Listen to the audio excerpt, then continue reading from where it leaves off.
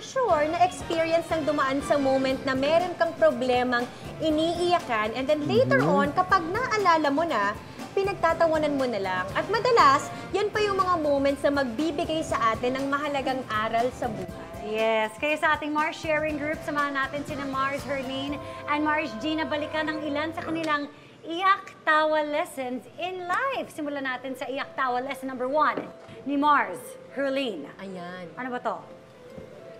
Di man nila ako nakitang nagmarcha, nasa puso naman daw ang suporta ng aking pamilya. Yun.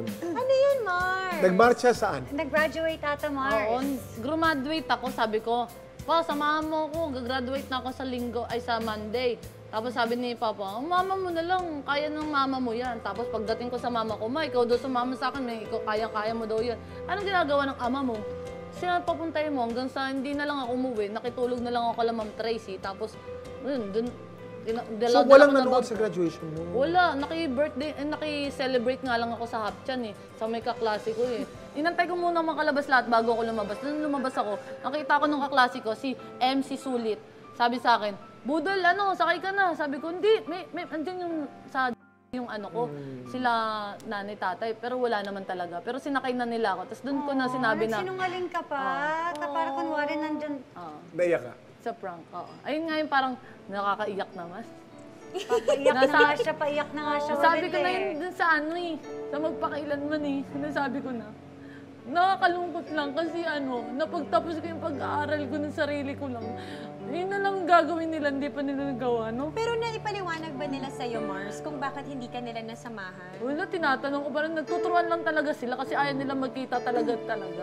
Parang, ayaw nila? Napatawad mo na ba ang nanay at tatay? Oo naman po. Sabi ng tatay ko sa akin, never ka magtatanim ng sama ng loob. Lalo na sa sa magulang mo.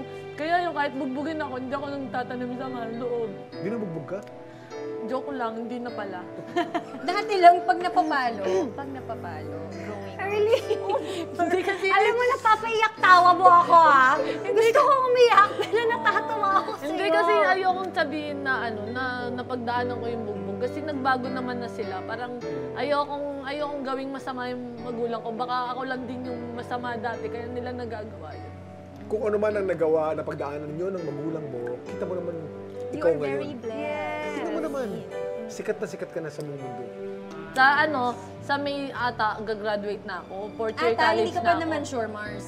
Ha? Hindi ka pa naman sure nag-graduate. Hindi pa ako nakakagawa ng thesis eh. So hanggat hindi pa niya pinapasa yun, Mars. Okay. Shoutout nga pala sa si SJP, sana pag-graduatein niyo ako.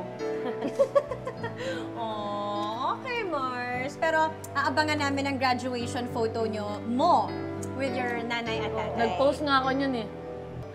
Higit pa sa I love you yung bibigay ko sa inyo, tapos ayun yung toga picture ko. Hanggang ngayon hindi ko pa nakukuha yung toga picture ko kasi hindi pa ako bayad eh.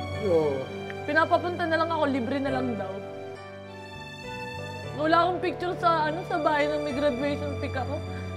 And yun yung gusto mo? Is that your dream? To have a photo na nakasabit sa inyo na gumraduate ka? Mula elementary, wala akong picture ng ganun. Tapos nung graduate ako ngayon, hindi ko pa rin nakuha. Sana ngayon magkaroon akong akin.